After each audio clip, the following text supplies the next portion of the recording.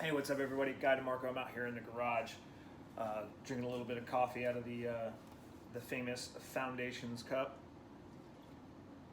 Foundation stocks, the Truitts, awesome people. What I'm here to do today is I'm going to mount a new Picatinny rail on my rifle.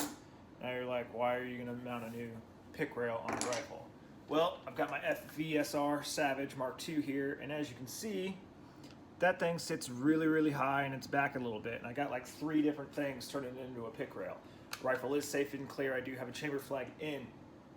All right, so what I'm gonna go through today is trial and error of mounting a pick rail to this. So I'm gonna pop this thing out of the stock, maybe turn down the trigger a little bit. I just tested it out and I got an average of 1 pound 10 ounces on this guy. I want to see if I can get a little bit lower for my NRL 22 stuff. So stay with me. I'm going to have a couple different camera angles, maybe some time lapse. I don't know. I'm going to try it out. But we're going to go ahead and we're going to get this thing popped out and start looking at what I need to do to put a pick rail in it. Stay with me, guys. All right, folks, here we are. First things first, weapon is still safe and clear. This is probably really bad lighting. Yep, sure is. Okay, so we've got 2 Allens. So 2 Allens, and then we've got a Phillips head screw. So we're going to go ahead and take all those out right quick.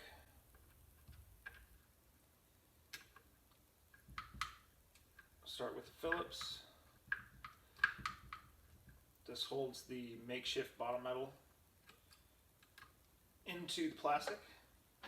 We're going to use 5/32 Allen key.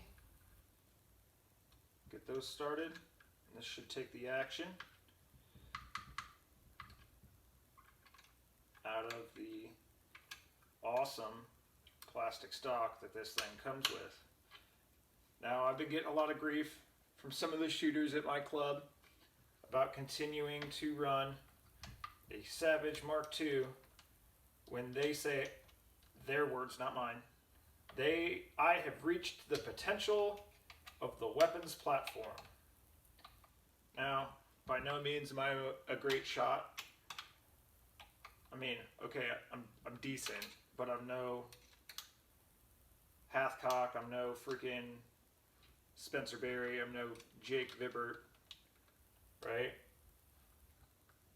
So there's always something that I could improve on. My trigger control, my fundamentals, my breathing, everything else like that. So by no means am I the bee's knees when it comes to precision 22, but I try. So they keep bragging on me that I'm still shooting a Savage, which, I mean, it's not my first 22, but it is the 22 that I first started shooting NRL 22 with, so that's kind of cool. If I do pick up another weapon system, I'm probably still going to keep this one as a club gun. I mean, it's already set up. It's more set up than what most people show up with their first time. Alright, so, boom. Now my action is straight up out of the weapon. So I'm going to go ahead and set this off to the side as I step out of camera view. All right, I'm back. So, terrible lighting, I know, I'm sorry. So we got a pretty deep channel here. I think my my method of attaching is going to work just fine. We'll go ahead and we'll pop that off. I have a quick disconnect from LaRue Tactical. It works pretty good. And then I've got the Caldwell sling stud to Picatinny adapter with some sling swivels on there. We're going to get all this changed out. We're going to push the new rail forward and get that in there. We're probably going to throw down some epoxy, make sure it really stays in place. So stay with me. I'm going to change the camera angle so you guys got some better light and we can show you guys what's up. All right, stay with me. All right, folks, we're back. It's out. As you can see, we've removed the Caldwell, and by the looks of it, I should be able to place that first hole in the existing Picatinny, or in the existing swivel stud, and then just mount the other one just forward of that. So I'm going to take this out, I'm going to do some measurements, and maybe do some time lapse on that for you guys, and we'll be back shortly. Cool.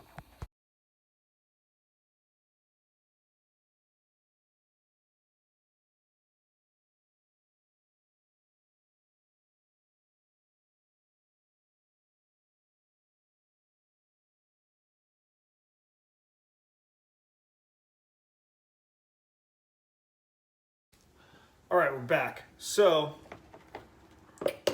basically what you just saw me do was throw a bit of a pick rail on the front and then mash her down with some stainless hardware, and then go from there. What I need to do are, these are 1/2 inch, so I'm probably going to pick up a 3/4 or 1 inch long stainless screw, stainless Allen, I should say, and run it through there. But for now, what I'm going to do is quarter 5/16. Shazam! All kinds of funness. Gotta make sure I got the right shit over here.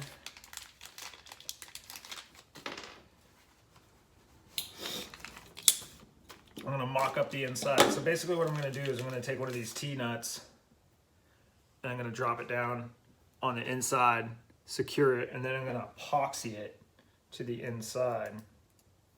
Now these ones that I'm using, these ones don't have any teeth because the ones that I were looking for were out of stock naturally.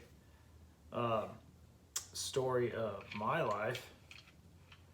And that's why we do mock-ups, because it's just a little bit on the wide side.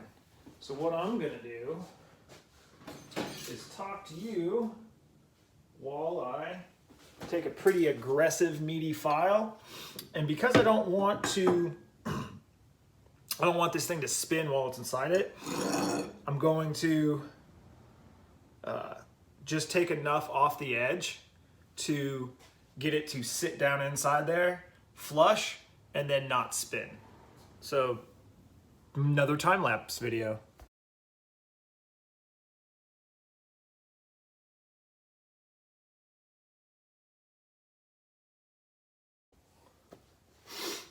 Cool.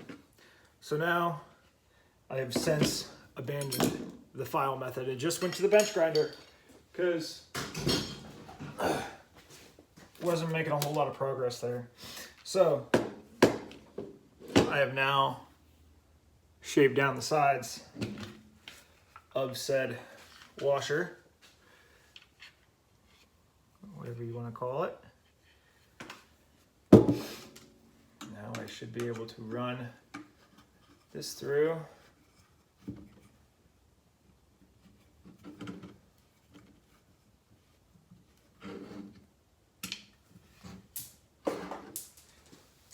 Kazing, kazong.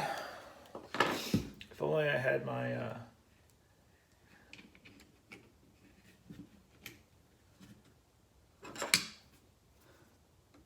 vise over here, this would be a lot easier.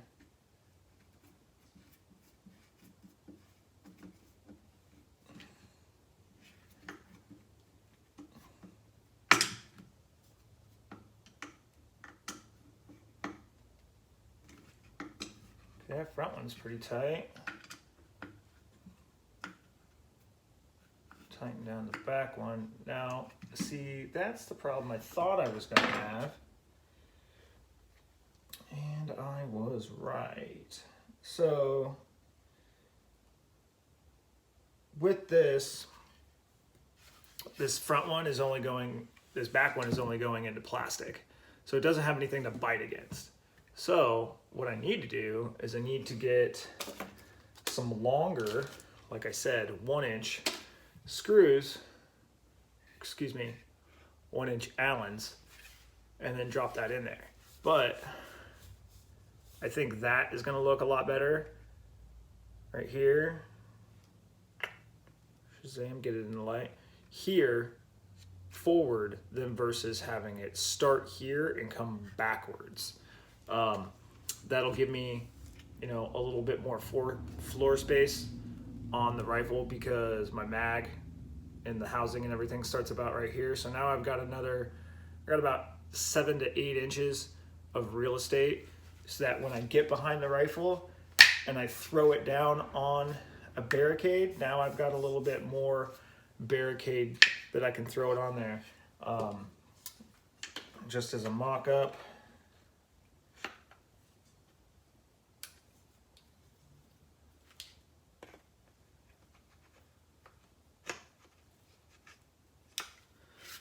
oh, don't do that to me.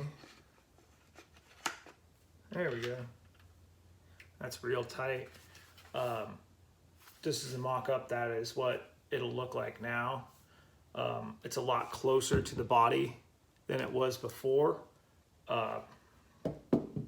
Gets it a little bit farther forward. All I got to do is loosen up this nut. That way it's not so tight to go on. And then you're like, oh, didn't you have a sling stubble on there? Like, how are you going to shoot sling stages now? Well, my many years of doing randomness, I have come across a Daniel Defense sling mount, side sling mount that is.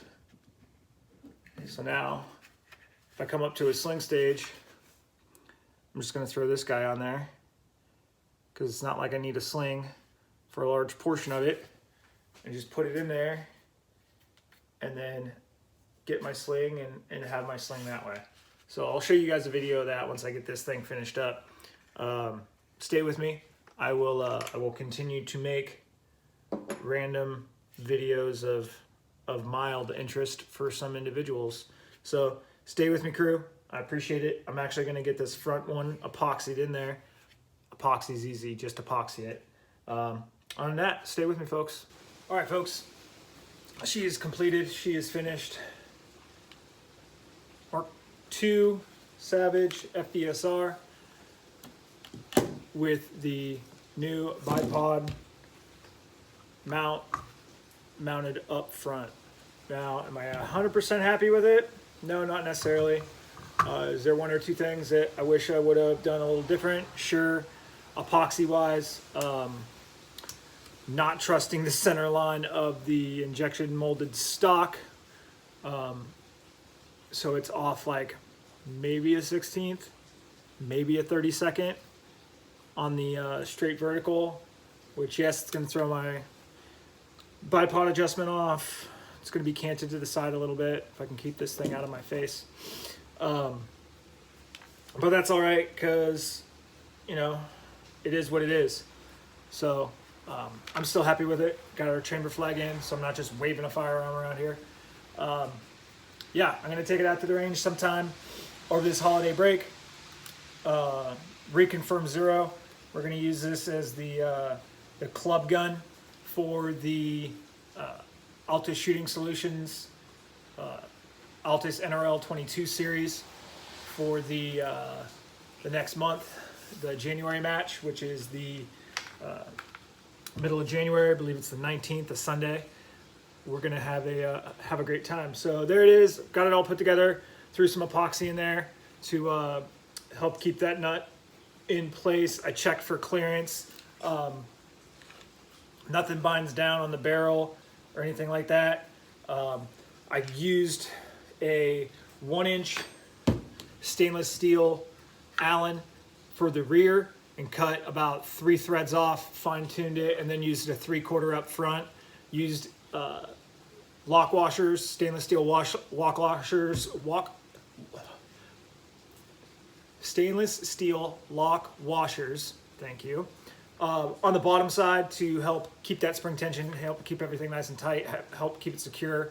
And then the front one had the epoxied in plate, and then the rear has a stainless steel washer and a stainless steel nylock washer So I think it's going to work really well. I think the sling swivel will also work really well. Needed to do a little bit of fine adjustment on that LaRue mount, but all in all, I think she's still going to be a shooter for as long as I keep her around, which is probably going to be a long time. My kids are probably going to be growing up shooting this guy bolt action over a 22 at first. So many years to come with this fun thing. We'll see how she goes. All right, guys, thanks for staying tuned. Try and get this video out sometime this weekend. Thanks for staying tuned. Hit that like button, that subscribe button. Check out my podcast at Another GD Podcast, where we talk everything from firearms to finances. All right, man, check it out. Later, guys.